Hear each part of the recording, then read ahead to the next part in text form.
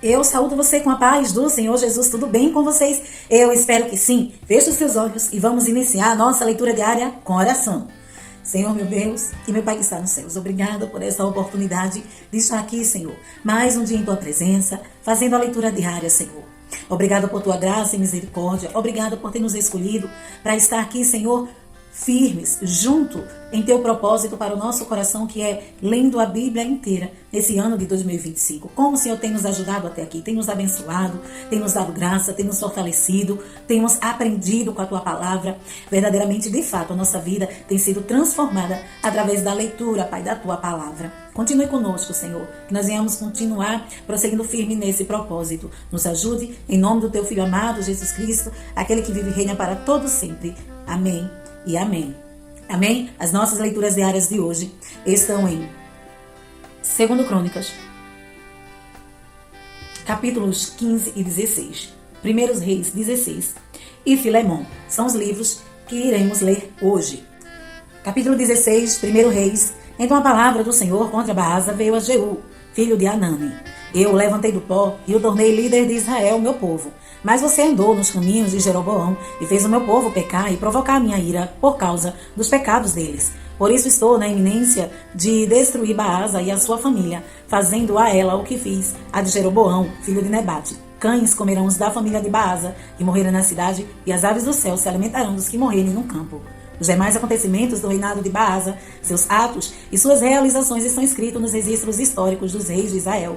Baasa descansou com seus antepassados e foi sepultado em Tirza, e seu filho Elá foi o seu sucessor. A palavra do Senhor veio por meio do profeta Jeú, filho de Anani, a Baasa e sua família, por terem feito o que o Senhor reprova, provocando a sua ira, tornando-se como a família de Jeroboão, e também porque Baasa destruiu a família de Jeroboão.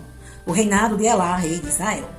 No 26º ano do reinado de Asa, rei de Judá, Elá, filho de Baasa, tornou-se rei de Israel e reinou 2 anos em Tirza. Zinri, um dos seus oficiais, que comandava a metade dos seus carros de guerra, conspirou contra ele. Elá estava em Tirza, naquela ocasião, embriagando-se na casa de Arza e o encarregado do palácio de Tirza, Zinri, entrou, feriu e matou no 27º ano do reinado de Asa, rei de Judá, e foi o seu sucessor.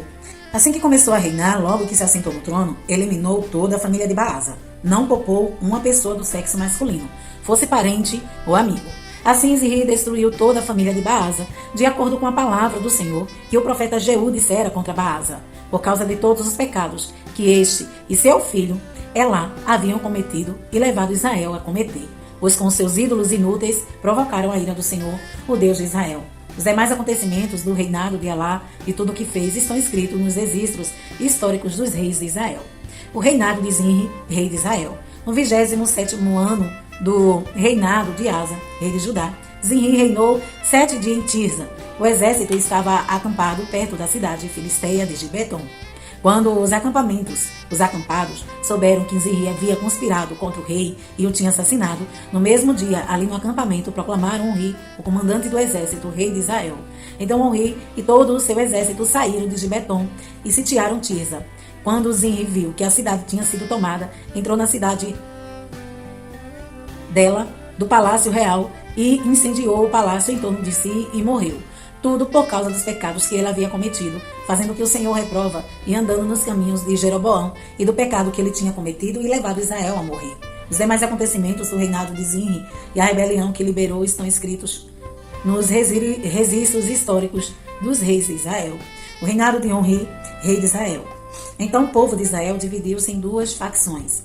Metade apoiava Tibni, filho de Ginate, para fazê-lo rei, e a outra metade apoiava Onri. Mas os seguidores de Onri revelaram-se mais fortes do que os de Tibni, filho de Ginate. E aconteceu que Tibni morreu e Onri tornou-se rei. No 31º ano do reinado de Asa, rei de Judá, Onri tornou-se rei de Israel e reinou 12 anos, 6 deles em Tirza. Por 70 quilos de prata, ele comprou de Semer a colina de Samaria, onde construiu uma cidade, a qual chamou Samaria por causa de Semer, o nome do antigo proprietário da colina. Onri, porém, fez o que o Senhor reprova e pecou mais do que todos os que reinaram antes dele. Andou nos caminhos de Jeroboão, filho de Nebate, e no pecado que ele tinha levado a Israel a cometer. E assim, com seus ídolos inúteis, provocou a ira do Senhor, o Deus de Israel. Os demais acontecimentos do reinado de Omri, seus atos e suas realizações, tudo está escrito nos registros históricos dos reis de Israel. Omri descansou com seus antepassados e foi sepultado em Samaria, e seu filho Acabe foi o seu sucessor. O reinado de Acabe, rei de Israel. No 38º ano do reinado de Asa, rei de Judá, Acabe, filho de Omri, tornou-se rei de Israel e reinou 22 anos sobre Israel em Samaria. Acabe, filho de Omri, fez o que o Senhor reprova, mais do que qualquer outro antes dele. Ele não apenas achou que não tinha importância cometer os pecados de Jeroboão, filho de Nebate, mas também se casou com Jezabel, mulher de Etibaal, rei dos Sidônios, e passou a prestar culto a Baal e a adorá-lo, no templo de Baal que ele mesmo tinha construído em Samaria. Acabe ergueu um altar para Baal, fez também um poste sagrado. Ele provocou a ira do Senhor, o Deus de Israel, mais do que todos os reis antes dele. Durante o reinado, Hiel de Betel reconstruiu Jericó, lançou os alicerces à custa da vida do seu filho mais velho, Abirão, e instalou as suas portas à custa da vida do seu filho mais novo, Segube, de acordo com a palavra que o Senhor tinha falado, por meio de Josué, filho de Nun. 2 Crônicas, capítulos 15. A reforma realizada por Asa. O Espírito de Deus veio sobre Azarias, filho de Oded. Ele saiu para encontrar-se com Asa e lhe disse: Escutem, Asa, todo o povo de Judá e de Benjamim. O Senhor está com vocês, quando vocês estão com ele. Se o buscarem, ele deixará que o encontrem. Mas se o abandonarem, ele os abandonará. Durante muito tempo, Israel esteve sem o verdadeiro Deus, sem sacerdote para ensiná-lo e sem a lei. Mas, em sua angústia, eles se voltaram para o Senhor, o Deus de Israel. Buscaram-no, e ele deixou que o encontrasse. Naqueles dias, não era seguro viajar, pois muitos distúrbios afligiam todos os habitantes do território. Nações e cidades se destruíram umas outras, pois Deus as estava afligindo com toda espécie de desgraça. Mas sejam fortes e não desanimem, pois o trabalho de vocês será recompensado. Assim que ouviu as palavras e a profecia do profeta Azarias, filho de Oded, o rei Asa encheu-se de coragem. Retirou os de Benjamim, os ídolos repugnantes de toda a terra de Judá, e também da terra de Benjamim, e das cidades que havia conquistado nos montes de Efraim, e restaurou o altar do Senhor que estava em frente ao pórtico do templo do Senhor. Depois reuniu todo o povo de Judá e de Benjamim, e convocou também os que pertenciam a Efraim, a Manassés e a Simeão, que viviam entre eles, pois muitos de Israel tinham passado para o lado do rei Asa, ao verem que o Senhor, o seu Deus, estava com ele. Eles se reuniram em Jerusalém no 3º mês do 15º ano do reinado de Asa. Naquela ocasião, sacrificaram ao Senhor 700 bois e 7.000 ovelhas e cabras, do saque que haviam feito. Fizeram um acordo de todo o coração e de toda a alma de buscar o Senhor, o Deus dos seus antepassados. Todo aquele que não buscasse o Senhor, o Deus de Israel, deveria ser morto. Gente simples ou importante, homem ou mulher, fizeram esse juramento ao Senhor em alta voz, bradando ao som de cornetas e trombetas. Todo o povo de Judá alegrou-se com o juramento, pois o havia feito de todo o coração. Eles buscaram a Deus com a melhor disposição. Ele deixou que o encontrasse e lhes concedeu paz em suas fronteiras. O rei Asa chegou até a depor sua avó Maaca da posição de rainha-mãe, pois ela havia feito um poste sagrado repugnante. Asa derrubou o poste, despedaçou e queimou no vale de Cedron. Embora os altares idólatras não tivessem sido eliminados em Israel, o coração de Asa foi totalmente dedicado ao Senhor durante toda a sua vida. Ele trouxe para o templo de Deus a prata, o ouro, os utensílios que ele, seu pai, havia consagrado. E não houve mais nenhuma guerra até o 35º ano do seu reinado. Capítulo 16. Os últimos anos de Asa. No 36º ano do reinado de Asa, Baasa, rei de Israel, invadiu Judá e fortificou Ramá para que ninguém pudesse entrar no território de Asa, rei de Judá, nem sair de lá. Então Asa ajuntou a prata e o ouro do tesouro do templo do Senhor e do seu próprio palácio e os enviou a Ben-Hadad, rei da Síria, que governava em Damasco, com uma mensagem que dizia: façamos um tratado, como fizeram meu pai e o teu. Estou te enviando prata e ouro. Agora rompe o tratado que tens com Baasa, rei de Israel, para que ele saia do meu país. Ben-Hadad aceitou a proposta do rei Asa e ordenou aos comandantes de suas forças que atacassem as cidades de Israel. Eles conquistaram Ijon, Dan, Abel-Maim e todas as cidades, armazéns de Naftali. Quando Baasa soube disso, abandonou a construção dos muros de Ramá. Então o rei Asa reuniu todos os homens de Judá, e eles retiraram de Ramá as pedras e a madeira que Baasa estivera usando. Com esse material, Asa fortificou Geba e Mispá. Naquela época, o vidente Hanani foi dizer a Asa, rei de Judá: por você ter pedido ajuda ao rei da Síria, e não ao Senhor, ao seu Deus, o exército do rei da Síria escapou de suas mãos. Por acaso os etíopes e os líbios não eram um exército poderoso, com uma grande multidão de carros e cavalos? Contudo, quando você pediu ajuda ao Senhor, ele os entregou em suas mãos, pois os olhos do Senhor estão atentos sobre toda a terra, para fortalecer aqueles que lhe dedicam totalmente o coração. Nisso você cometeu uma loucura. De agora em diante, até que enfrentar guerras, você terá que fazer. Asa irritou-se contra o vidente por causa disso. Ficou tão indignado que mandou prendê-lo. Nessa época, Asa oprimiu brutalmente alguns do povo.